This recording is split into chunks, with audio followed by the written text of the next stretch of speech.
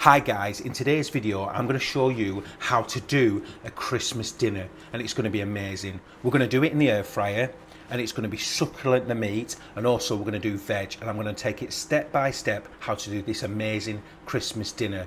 Don't forget to like and don't forget to subscribe and don't forget to comment and say how you do your Christmas dinner. Tray, and then we've got the boneless turkey breast from the local butchers and it's in a vat pack bag.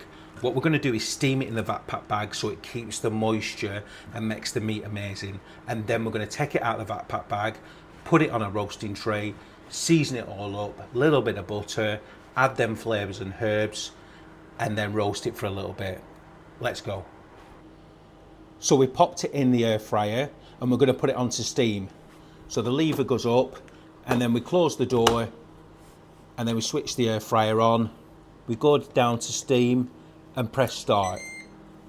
So we're going to massage butter into the turkey breast, which we have steamed, the boned and rolled turkey. We have steamed it for 60 minutes and then we're going to finish it off on the air fryer setting, or you can pop it in the oven, it's completely up to you. We're going to add a little bit of salt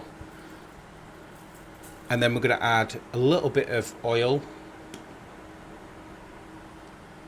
olive oil, and a little bit of black pepper. So we're just going to put a little bit of black pepper on, and we put a little bit of water in the bottom of the tray just for the gravy. Hi guys, thanks for watching my video. This is how you cook a turkey in the air fryer, step by step. So from steaming it to rubbing it with butter and then roasting it. This is maximum flavour. Thank you for watching the videos. Don't forget to subscribe.